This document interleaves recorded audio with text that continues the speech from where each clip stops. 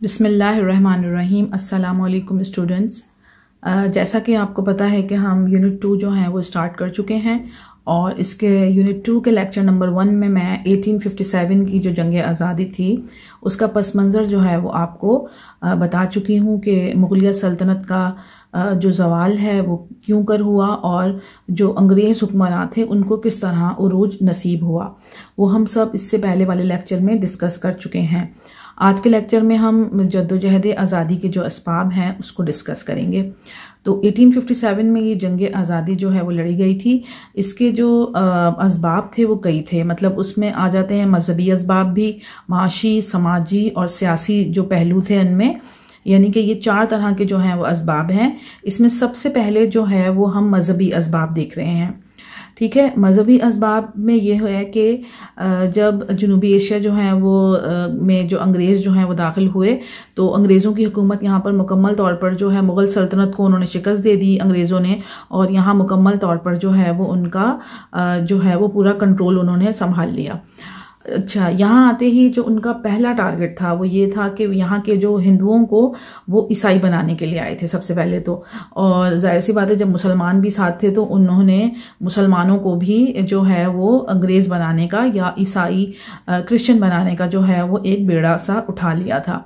अच्छा, 18वीं सदी के वस्त तक जो है वो ईस्वी के आगाज में जो कलकत्ता के गिरदो नवाह में कुछ जो डिच इलाकों में जो मिशनरी थी उन्होंने अपनी कार्रवाइयों का आगाज किया, यानी कि चर्च वगैरह जो है वो वहां पर कायम करना शुरू कर दिए। अच्छा, अब यहाँ पे जो उनका अहम मरकज था ना वो ये था सैरामपुर, वो उनका मेन जो था वो मतलब घर था या मरकज आप समझ लें। तो वहां पर जो है अंग्रेज जो थे वो वहां पर अपने ईसाई पादरी जो हैं वो वहां पर उनके स्टे करते थे।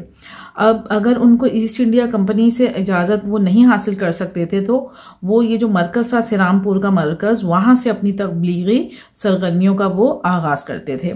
अब इनकी जो सरपरस्ती करते थे वो अंग्रेज गवर्नर था उस वक्त का, उसका नाम था जनरल वेज़ली। तो उसने जो है उनकी काफ़ी सरपरस्ती की, यानी पादरियों की काफ़ी सरपरस्ती की और उनको यानी पूरी तरह से आज़ादी दी गई कि वो हिंदुओं और मुसलमानों को जो है वो ईसाई बनाने की कोशिशें तेज से तेज कर दें।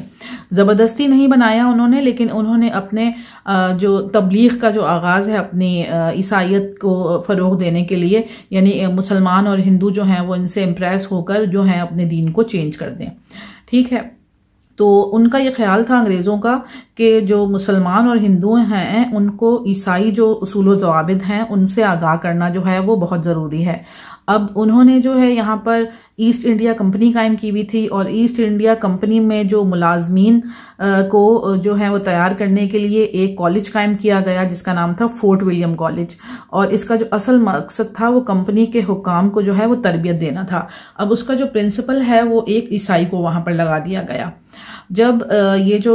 प्रिंसिपल लगाया गया वो एक पादरी था, तो उन्होंने क्या किया कि गवर्नर जनरल ने जो है वो उसको अपॉइंट कर दिया। तो इसके बाद जो है वो पादरियों को जो है वो तबलीगी सरगर्मियां तेज करने के लिए कह दिया गया, और उस वक्त जो लोग थे, मतलब उस वक्त के जो अफसर थे उनको बहुत ज़्यादा जो है वो मराहत यानी फैसिलिटीज़ जो हैं वो प्रोवाइड की गई ताकि वो स्कूलों, कॉलेजों, जेलों, बाज़ारों, मजहबी और समाजी त्योहारों में जाकर जो हैं वो ईसाइयत का खुला प्रचार करें, यानी कि अपने मज़हब को वो सब लोगों को वो कन्वर्ट करने के लिए, जैसे मुसलमान और हिंदू दोनों को ईसाई बनाने के लिए वो अपनी कोशिशें तेज़ कर दें। तो अब शुरू में तो क्या हुआ कि जो ईसाई मिशनरी थे उन्होंने जो है वो उनका मेन जो फोकस था वो हिंदुओं को किया, उन्होंने हिंदुओं को ईसाई बनाने की तरफ ज़्यादा तवज्जो ना दी। लेकिन उन्होंने उस वक्त उनको, सॉरी मैंने आपको उल्टा कह दिया यहाँ पर, कि उन्होंने शुरू में तो वो उन्होंने हिंदुओं को जो है वो ईसाई बनाने पर तवज्जो नहीं दी, लेकिन जैसे जैसे ही वक्त गुजर गया तो उनको इन सरगर्मियों का जो उनका दायरा कार था वो उन्होंने वसीतर कर दिया और उन्होंने मुसलमानों को भी फिर उसके बाद ईसाई बनाने की कोशिशें जो हैं वो तेज़ कर दी। अब नतीजा ये हुआ कि जो मुसलमान और उल्मा थे और ईसाई पादरी थे उनके दरमियान जो है वो मुबाहिसे होने लगे। इन मुबाहिसों का नतीजा ये निकला कि फ़िज़ा में मुसलमानों और ईसाइयों के दरमियान जो है वो एक कशीदगी सी पैदा हो गई, यानी कि वो एक दूसरे के ख़िलाफ़ उन्होंने बोलना शुरू कर दिया और लोगों में ये तासुर आम हो गया कि अंग्रेज़ जो हैं वो जनूबी एशिया के तमाम बाशिंदों को जो है वो उनका असल टारगेट ईसाई बनाना ही है, यानी वो क्रिश्चियन बनाना चाहते थे। अब बाज़ जो अंग्रेज़ हुकाम थे उसमें अल फिंस्टन और म्योर, इन्होंने खुल्लम खुल्ला जो किया, जो पैगम्बर इस्लाम सल्लल्लाहु अलैहि वसल्लम उनकी शान में जो हैं वो गुस्ताखियाँ उन्होंने शुरू कर दी। यानी कि आज के दौर में भी जो हमारे प्यारे रसूल सल्लल्लाहु अलैहि वसल्लम की शान में जो गुस्ताखियाँ होती हैं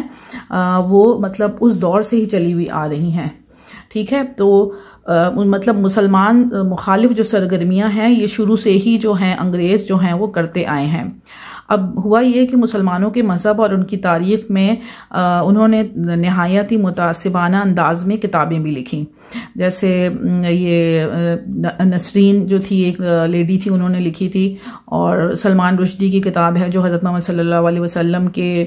जो है उन्होंने खिलाफ लिखी। यानी कुछ आपने अभी सुना होगा ये कार्टून वगैरह भी जो बनाए जाते हैं, ये तमाम चीज़ें जो हैं हमारे पैगंबर के जो शान में ये गुस्ताखियाँ जो हैं वो कंसिडर की जाती हैं।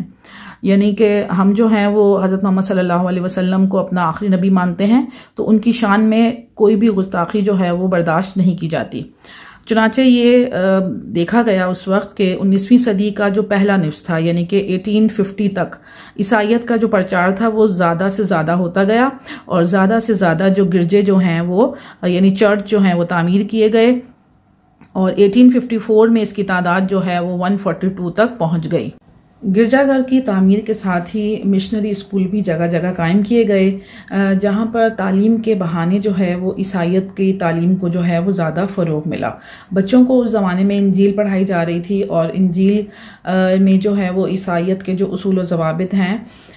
वो अगर वो बच्चे उसको बहुत ज़्यादा उसमें उम्दा कारकर्दगी कोई दिखाते थे तो उस वक्त उनको इनामात भी उसमें दिए गए। तो बच्चों को दूसरे बच्चों के जहनों में भी जो है वो बचपन से ही उनके यानी जहनों में ईसाइयत मज़हब के मुताल्लिक ज़्यादा से ज़्यादा जानने की ख्वाहिश पैदा होती गई।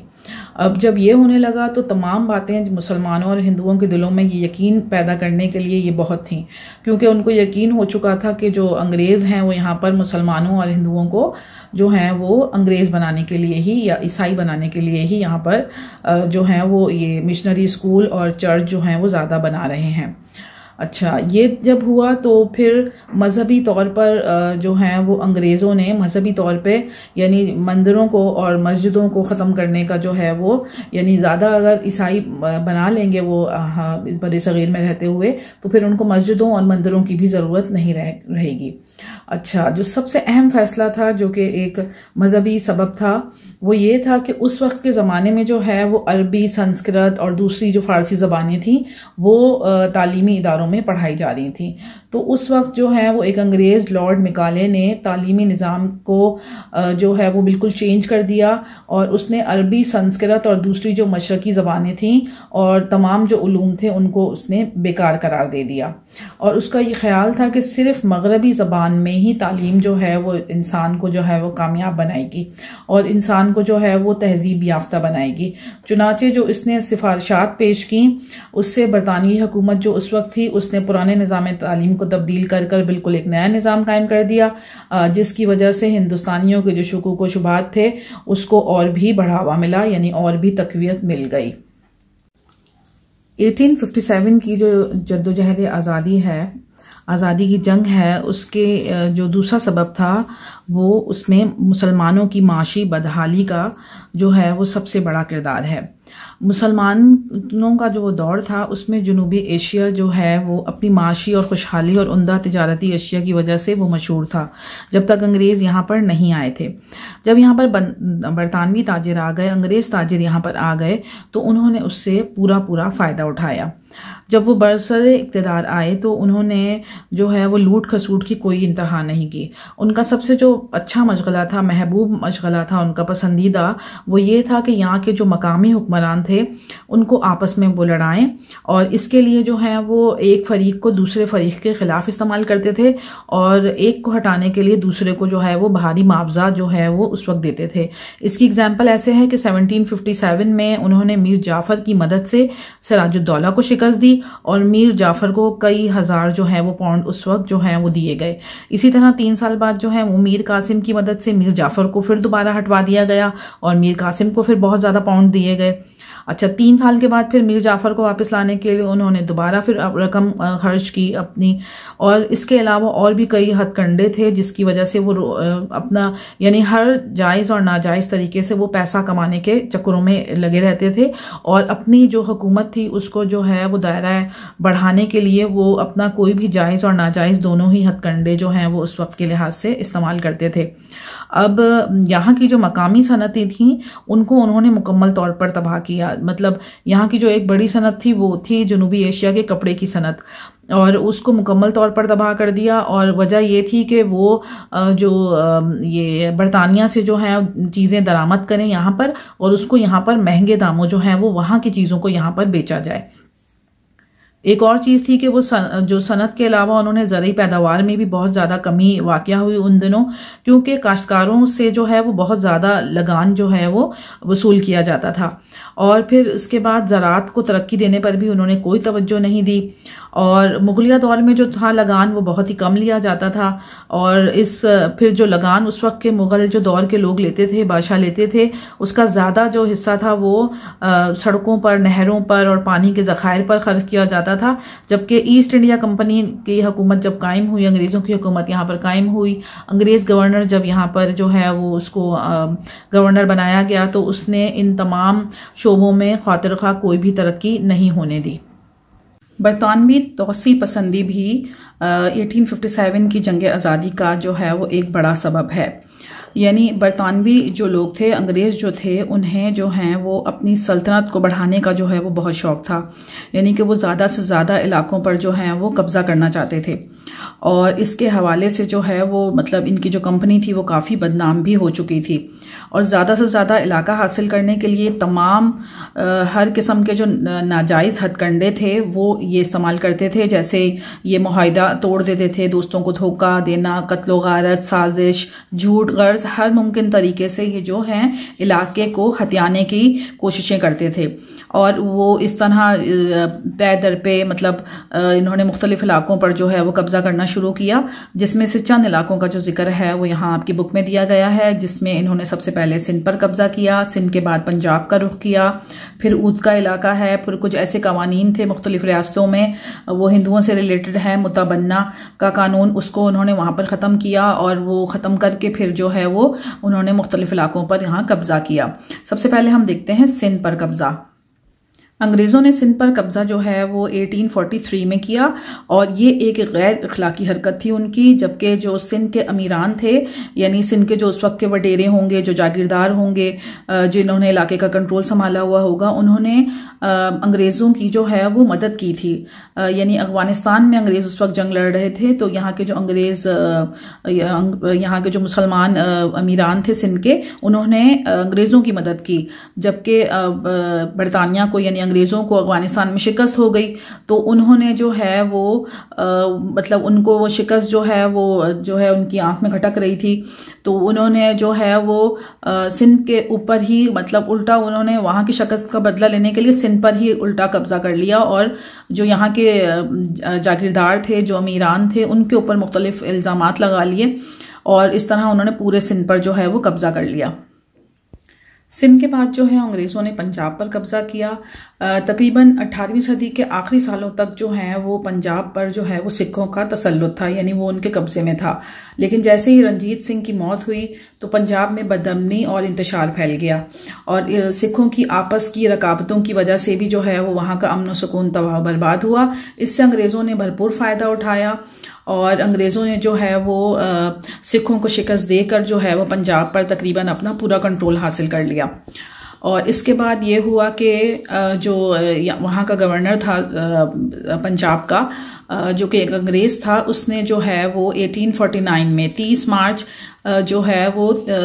30 मार्च 1849 को पंजाब के साथ जो है वो इलाक़ का ऐलान किया। डलहौजी जो कि बरतानवी गवर्नर जनरल था, उसने 30 मार्च 1849 को पंजाब के साथ जो है इलाक़ का ऐलान कर दिया। पंजाब में जो है वो अंग्रेज़ों की हुकूमत को निस्बतन पसंद किया गया और मुसलमान भी उसके हक़ में थे, और उसकी वजह ये थी कि सिखों की हुकूमत ने मुसलमानों पर जो है वो बहुत जुल्म सितम ढाए हुए थे, इसलिए जो है उन्होंने अंग्रेज़ों की हुकूमत को सिखों की हुकूमत पर तरजीह दी। और यूं पंजाब में कब्ज़ा करके अंग्रेज़ जो हैं वो जनूबी एशिया के ज़रख़ेज़ तरीन सूबे के मालिक बन गए, और जिससे उनके इक़्तिदार को माली और सियासी दोनों तरह से इसका इस्तेहकाम जो है वो नसीब हुआ। ये उनके इलाक़ात का सिलसिला जारी रहा। इसके बाद वो ऊद की तरफ बढ़े और फिर ऊद पर जो है वो कब्ज़ा कर लिया उन्होंने। में जो है वो अंग्रेज़ों और ऊद के जो हुक्मरान थे उनके ताल्लुकात जो थे वो बहुत ही अच्छे चले आ रहे थे शुरू से ही, और अंग्रेज़ों को बज़ाहिर तो ऐसा नहीं लगता था कि अंग्रेज़ जो हैं वो ऊद के हुक्मरानों को ऐसा नहीं लगता था कि अंग्रेज़ जो हैं वो उसके इलाके पर कब्ज़ा करेंगे, लेकिन वक्त गुजरने के साथ साथ जो अंग्रेज़ मजबूत से मजबूतर होते गए और ऊद के जो हुक्मरान थे वो कमज़ोर से कमज़ोरतर होते चले गए। अब अंग्रेज़ों ने जो है वो ऊद के जो अंदरूनी मामलात थे उसमें दखलंदाजी शुरू कर दी और अपनी पसंद के जो हैं वो शहजादे को बरसर इख्तियार लेकर आ जाते थे वो। अब हुआ ये कि जब वो अपनी पसंद के ही शहजादों को बरसर इख्तियार लेकर आते थे तो वो उनकी अहलियत नहीं देखते थे उस लिहाज से, तो वो जिसकी वजह से वहाँ की जो हुकूमत की इंतज़ामी और माशी मामलात थे उसके लिहाज से जो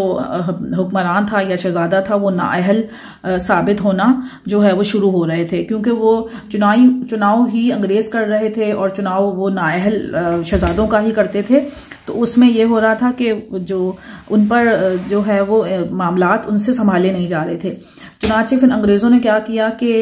7 फरवरी 1856 में जो लखनऊ के नवाब थे उन पर नाअहलियत का इल्ज़ाम लगाकर फिर उन्होंने उनका मेन टारगेट ऊद पर कब्जा करना था, तो उन्होंने नाअहलियत का इल्ज़ाम लगाकर अपने मकसद को आसानी के साथ जो है वो हासिल कर लिया। इसके बाद है जो है बरतानवी तौसीफ़ पसंदी में एक कानून था मुतबन्ना का कानून, उसको उन्होंने ख़त्म कर दिया। जनरल डलहौजी ने उसको ख़त्म किया, और वो कानून ये था कि जो हिंदू रियासतों में जो हिंदू हुक्मरान थे तो उसमें हिंदुओं के कानून में इस बात की इजाज़त थी कि जिस हिंदू हुक्मरान के यहाँ औलाद नहीं होती थी वो किसी को भी मुतबन्ना बनाकर अपनी जगह जो है वो हुक्मरान जो है वो बना सकता था, और सदियों से यही रिवायत चली आ रही थी। लेकिन जनरल डलहौजी ने ये जो कानून जो है वो ख़त्म कर दिया, और जो हिंदू हुक्मरान थे उनसे ये जो है उनके पास जो ये एक तरह से उनको एक मतलब हुक्मरानों को जो ये सहूलत हासिल थी उन्होंने उसको जो है वो ख़त्म कर दिया, और इसके बाद उन्होंने मुख्तलिफ इलाकों पर फिर कब्ज़ा कर लिया। इस कानून के ख़त्म होते के साथ ही उन्होंने सितारा जो वहाँ की एक रियासत थी, जैतपुर, सुंबलपुर, भग, उदयपुर और झांसी, नागपुर की रियासतों पर जो है वो उन्होंने यके बाद दीगरे जो है वो कब्ज़ा करना शुरू कर दिया। इन तमाम इलाकों पर कब्ज़ा करने के बाद जो बरतानवी हुकूमत थी उनको मज़ीद तक़वियत मिली, लेकिन साथ ही लोगों के दिलों में जो है वो अंग्रेज़ों के ख़िलाफ़ शुकूक व शुबहात पैदा हो गए, और वो ये जान गए कि उनके मज़हब की, उनकी मईशत की, रिवायात की अंग्रेज़ों की नज़रों में कोई वक़्त नहीं है। चुनाचे अंग्रेज़ों ने जो मुफीद काम भी किए थे उस दौर में वो भी उनको बुरे लगने लगे, जिसकी वजह से जो शुकूक व शुबहात ने जो है वो जनूबी एशिया के तमाम बाशिंदों पर जो है वो बुरा असर डाला, और जो मुसलमानों की हालत है वो मज़ीद बुरी से बुरी होती चली गई। अब जो 1857 की जंग आज़ादी का जो चौथा सबब है उसमें मुसलमानों की जो हालत है उसका भी हम अब जायज़ा लेते हैं। उस दौर में मुसलमानों की हालत जो है वो बद से बदतर होती जा रही थी, क्योंकि जो अंग्रेज़ थे वो किसी भी तरह भी मुसलमानों को दोबारा जो है वो इक़्तिदार देने के जो है वो काबिल नहीं समझते थे, और उन्होंने जो है वो उनसे इक़्तिदार जो है वो छीन लिया था, और पूरे जो है वो बड़े सग़ीर पर उस वक्त वो कब्ज़ा कर चुके थे। मुसलमानों की जो हुकूमत जो थी वो कायम थी भी तो वो सिर्फ आखिरी मुग़ल बादशाह बहादुर शाह ज़फ़र उसकी लाल किले की जो चार दीवारी तक, जो दिल्ली में जो उनका लाल किला था उसकी चार दीवारी तक ही महदूद थी। यानी कि उस आखिरी मुग़ल बादशाह को किसी भी किस्म के जो हैं वो उनको कोई इख्तियारात नहीं उस वक्त दिए गए थे, और उनसे तमाम इख्तियारात जो हैं वो ले लिए गए थे। और फिर जब उनसे बहादुर शाह जफर से भी इक़्तिदार ले लिया गया, यानी उनको जब कैद कर लिया गया, तो फिर उसके बाद जो उनके अहले खाना थे जो उनको अपने साथ शहंशाह वर्ड जो है वो इस्तेमाल करने के भी काबिल ना समझा गया। यानी उनके जानशीनों में जो उन्होंने अपने बच्चों को जो उस वक्त जो बाकी रह गए थे उनको शहंशाह का जो वर्ड है उनसे वापस ले लिया गया, और उनसे महलात और वो जो उनका एक किला था वो खाली कराने का उस वक्त के लिहाज से जो है वो हुक्म दे दिया गया। और इसके अलावा मुसलमानों को जो है वो हर शोबे में,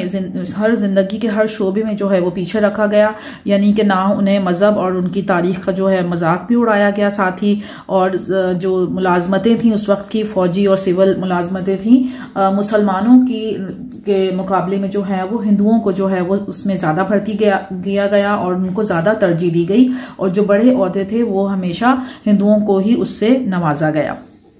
तो ये तमाम जो चीज़ें थी वो मुसलमानों के दिलों में उस वक्त खटक रही थी, जिसकी वजह से जो है वो एक मतलब ये भी एक सबब बना 1857 की जंग आज़ादी के लिए। अब हम देखते हैं समाजी नाइंसाफियाँ। अंग्रेज़ जो हैं वो शुरू से ही नस्ल परस्त थे, और उनके नज़दीक जो है वो नस्ल, ज़बान और सकाफ़त ही मुहज़्ज़ब होने की अलामत थी। बजाय इसके कि वो अपनी रियाया के जो एहसासात थे उनसे ज़रा हमदर्दी का इजहार करते, उन्होंने जो है वो उनकी रियाया यानी कि जो उस वक्त महकूम कौम थी मुसलमान, उनके ये हिंदू वगैरह, उनकी जो ज़बान, सकाफ़त और मज़हब से जो है वो नापसंदीदगी का उस वक्त इजहार किया। अंग्रेज़ों ने जो है वो मशरक़ी उलूम और ज़बानों से चूँकि वो नावाकिफ़ थे, और तो उन्होंने क्या किया कि यहाँ का जो पूरा जनूबी एशिया का सियासी, समाजी और माशी ढांचे को तकरीबन उन्होंने पूरा ही बदलने की कोशिश की। और इस सिलसिले में उन्होंने जो मिकाले का तजवीज़ करदा तालीमी निज़ाम था उस वक्त वो राइज कर दिया, जिसका जो असल मकसद था उस तालीमी निज़ाम का सिर्फ वफादार मुलाजिम ईस्ट इंडिया कंपनी के लिए मुहैया करना था। और उन्होंने अंग्रेज़ी अदब, ज़बान और तौर तरीके और तर्ज ज़िंदगी को महज़्ज़ब इंसानों के लिए वो जो है वो ज़रूरी समझा, और उस वक्त अंग्रेज़ी को जो है वो लाजमी करार दे दिया गया। और जिसकी वजह से जो यहाँ के बाशिंदों को जो है वो जो है ये तमाम चीज़ें जो हैं वो सख्त नापसंद आईं, जिसकी वजह से जो है वो अंग्रेज़ों और हिंदुओं और मुसलमानों के दरमियान जो है वो खलीज जो थी वो और मज़ीद बढ़ती चली गई। अंग्रेज़ों ने अपने तौर पर उस वक्त कुछ ऐसी इस्तिलाहात जो हैं वो राइज की, जिसकी बिना पर जो है यहाँ के मकामी जो मुसलमान और हिंदू थे वो जो है वो गलतफहमी का शिकार हुए। यानी वो जो ईसाई मिशनरी थे वो यहाँ के बाशिंदों और अंग्रेज़ों के मुतालिक तरह तरह के उनके शुकूक व शुबहात जो हैं वो उनकी सरगर्मियों की वजह से पैदा हो रहे थे, और इस वजह से जो है वो मकामी जो लोग थे वो अंग्रेज़ों को अब नफरत की निगाह से ही देख रहे थे, और उनके जो अच्छे काम थे उनको भी वो सराहा नहीं रहे थे, बल्कि उनके लिए जो नफरत जो थी वो दिन ब दिन बढ़ती जा रही थी। जो मकामी लोग थे उनके लिहाज से जो रेलवे और तार का निज़ाम था वो मजहब और समाज के तरफ जो है वो एक हमला उसको वो समझ रहे थे, और हिंदू माशरे में जो समाजी बुराइयां थी उसके लिहाज से जो हिंदुओं में एक रस्म होती है कि शोहर के मरने के बाद औरत को भी जो है वो उसके साथ ही जलना पड़ता था, उस रस्म को सती की रस्म कहा जाता था। अंग्रेज़ों ने उसका खात्मा किया, और जो हिंदुओं की जो बेवा होती थी, बेवा औरतें, उनको दोबारा शादी को उन्होंने कानूनी तौर पर जो है वो जायज़ करार दिया, और बचपन की जो शादी थी, रस्म चली आ रही थी, उसको भी ख़त्म कर दिया। अगरचे ये तमाम जो इस्तिलाहात थी वो समाजी बुराइयों को दूर करने के लिए की गई, लेकिन उस वक्त के माशरे में उसके कोई भी मस्बत असरात मुरत्तब नहीं हुए। सबसे जो आखिरी सबब था 1857 की जंग आज़ादी का, उसमें जो है वो हिंदुस्तानी सिपाहियों के जो मसाइल हैं वो सबसे ज़्यादा काबिल ज़िक्र हैं। उस वक्त के लोगों ने ये महसूस किया कि अंग्रेज़ जो हैं वो उनको लूटने के लिए आए हैं, और उन्हें वो ज़बरदस्ती जो है वो ईसाई बनाना चाहते हैं। इसी तरह ये बात जो है वो अंग्रेज़ी फ़ौज में काम करने वाले जो मकामी सिपाही थे उनके दिलों में भी ये बात जो है वो बार बार ये पैदा होने लगी कि कहीं वो उन्हें ईसाई ना बना दें। तो वो इस वजह से जो है वो ज़्यादातर जो हिंदू सिपाही थे उन्हें ये फ़िक्र ज़्यादा लाहक हो गई, और वो जो हिंदू सिपाही थे ज़्यादातर जो हिंदुओं का जो तबका है वो आला तबकों से, यानी कि जो उनकी ज़ात है वो ऊंची ज़ात से जो है वो ताल्लुक़ रखते थे। तो 1856 में हुकूमत जो अंग्रेज़ की हुकूमत थी उन्होंने एक कानून फिर पास कर दिया, और उसकी जो उस कानून के तहत जो था वो सिपाहियों को जिस जगह तैनात किया जाएगा उस जगह पर वो उनको अपनी ड्यूटी जो है वो अंजाम देनी होगी और कोई भी उसकी खिलाफ वर्जी नहीं करेगा। फ़ौज के लिए तो ये कोई नई बात नहीं थी, क्योंकि उन्हें ये जो भी ऑर्डर दिया जाता है तो फ़ौजी को उसको मानना पड़ता है। मगर जो हिंदू मज़हब है उसके मुताबिक जो हिंदुओं को हिंदुस्तान की जो सरहद है अबूर करना जायज़ नहीं था, तो वो समंदरी सफ़र की भी इजाज़त उनको नहीं थी। चुनाचे इस कानून को हिंदू मत के ख़िलाफ़ समझा गया। उस वक्त के जो हिंदुओं ने ये अपने तौर पे अपने पे लिया कि हमें तो इस तरह ये हिंदुस्तान की सरहद को पार करना पड़ेगा, और तो इस तरह जो है वो तादाद भी क्योंकि हिंदुओं की ज़्यादा थी फ़ौज में, तो अक्सर जो है वो अंग्रेज़ अफसरों की और मकामी सिपाहियों की आपस में लड़ाई हो जाती थी और तल्ख़ कलामी हो जाती थी, जिस पर अंग्रेज़ हिंदू जो हैं वो मज़हब को जो है वो बुरा भला कहते और हिंदुओं को वो सुस्त उस वक्त कहते थे। चुनाचे अक्सर जो मुल्की सिपाही तादाद में ज़्यादा थे तो इस किस्म के जो अहकामात थे उनकी जो है वो खुला खिलाफ वर्जी करते, और मतलब ये जो सूरत हाल थी वो दिन ब दिन जो है वो बढ़ती ही चली जा रही थी, जिसकी वजह से मतलब अंग्रेज़ों को ये लगता था कि किसी वक्त भी हालात बिगड़ सकते हैं। आज के लेक्चर में मैंने तकरीबन तमाम जो असबाब थे 1857 की जंग आज़ादी के वो तमाम कवर करने की कोशिश की है। आई होप आपको समझ आ गए होंगे। अल्लाह हाफ़िज़, टिल नेक्स्ट वीडियो।